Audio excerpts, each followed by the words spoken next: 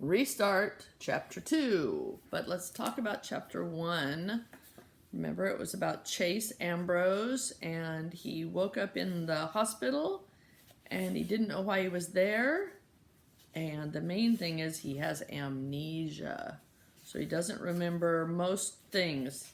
He knows how to walk and talk and use the bathroom, but he doesn't remember his family or his room or his clothes or his friends. And his parents are divorced, he found out, and his dad has another family, and he has a brother, a college brother. Okay, so chapter 2 is Shoshana Weber. So it's going to go back and forth from different people talking about what's going on. Shosh 466. I think they're texting each other. Hey, little bro, wanna smile? JW Piano Man, question mark, question mark. Shosh 466. Alpha Rat took a header off his roof and almost killed himself. JW Piano Man. By almost, do you mean? Shosh 466. Sorry, still alive, but supposedly messed up. Just got out of the hospital yesterday. JW Piano Man. Any chance Beta and Gamma Rats fell with him? Shosh 466. Nope, solo performance. Don't get greedy. Smiling yet? JW Piano Man. Now who's being greedy? I exit messages and call Joel because I'm worried about him. I always worry about him. He's my younger brother, 14 minutes younger anyway. But if the thought of Chase Ambrose falling off his dumb roof onto his stupid head doesn't bring a smile to Joel's lips, then something is seriously wrong. Besides the usual, hey, he answers. Even in the single syllable, I can pick up the discouraged tone in his voice. He's angry and homesick, and who can blame him? It's not like going away to boarding school was his first choice, or even his 20th.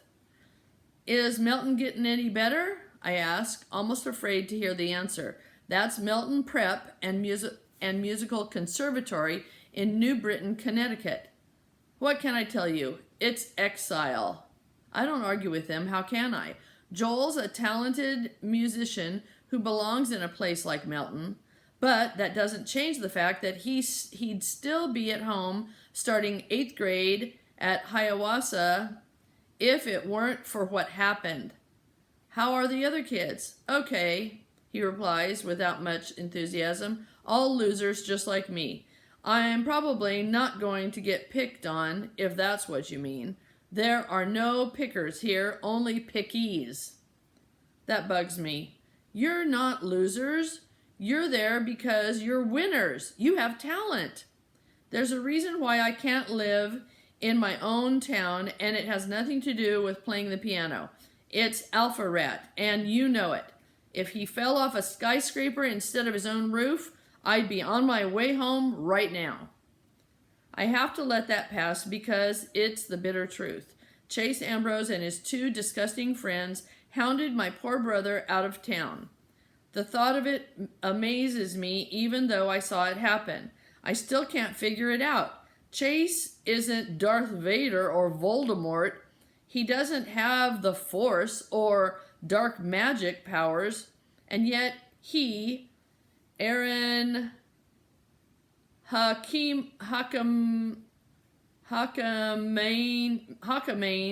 and Bear Bratsky made Joel's life so miserable that my parents had no choice but to find him a school in another town. So there's 3 boys. Chase, Aaron, and Bear. We tried to fight it. My dad spent so much time in the principal's office that it would have made sense for him to leave a change of clothes there. But nothing could be done about the bullying. Most of the time, there was no way to prove who was doing it. A random foot tripping Joel up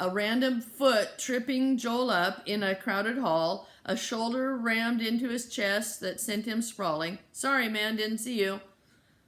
Dog poop pushed in through the vents of his locker. Gross. His clothes mysteriously disappearing from the changing room to be replaced by a rabbit suit.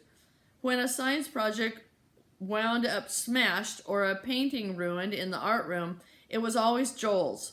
On the night of the talent show, when the fire alarm was pulled, it was during Joel's piano performance. It started with just Chase, Aaron, and Bear. Eventually, though, it spread.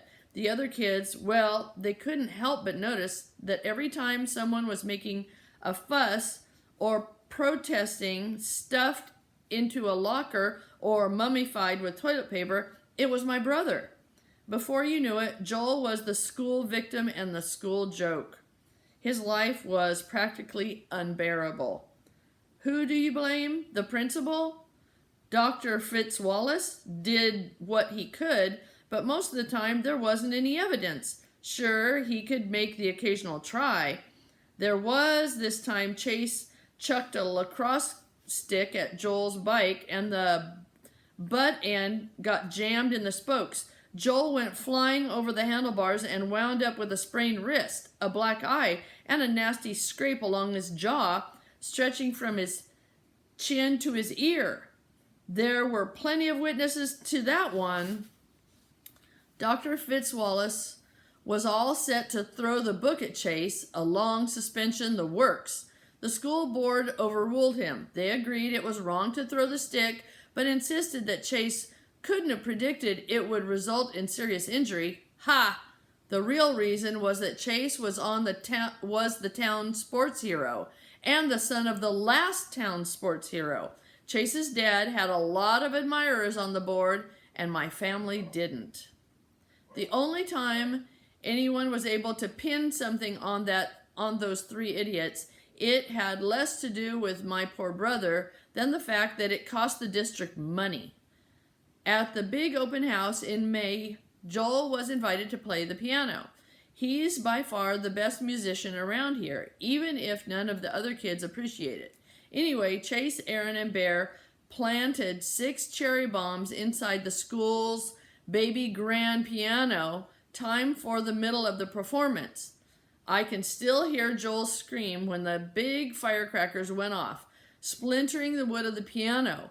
I think that's part of what makes him such an irresistible target for the Chases of the world. They know they can always get a reaction out of him. After that, Joel couldn't even walk down the hall without a bunch of football players making fun of how scared he was.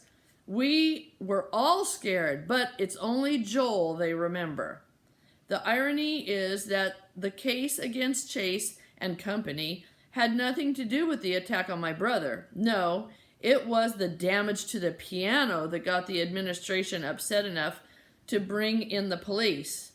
The juvenile court judge sentenced Chase, Aaron, and Bear to community service at our town's senior citizens' home, as if the elderly deserve that. You'd think Chase would leave Joel alone after that. It would have made sense, but sense has never been an alpha rat quality. So my parents found a new place for Joel, because as long as that bully was around, my brother would never be safe. Joel's probably right that if Chase had fallen off a skyscraper instead of just a roof, he'd be able to leave Melton and come home. Sometimes I feel like I should be up on that tall building pushing Chase over the side, but that would make me no better than him. And am I better? Everybody is. The night before the first day of school, my dad always used to take Joel and me to Heaven on Ice, which is one of those self-serve frozen yogurt places. Even though Joel and I are twins, our dessert strategies are totally opposite. I get vanilla yogurt with just a handful of chocolate sprinkles. Joel prefers a thimbleful of yogurt and 99% toppings. It's a competition to see who can load up the most weight. I don't want to go this year. Come on, Shosh. My dad wheedles. It's a tradition. All your friends will be there. Not my best friend. He gives me a sad smile. So you and Joel are best friends now? When he's home, you two fight like cats and dogs. He should be home now. I know Dad's trying to help, but I'm determined to be miserable. We've been over this a million times. This is the best thing for Joel. Whatever the reason he's there, he'll learn to love Milton for the music program.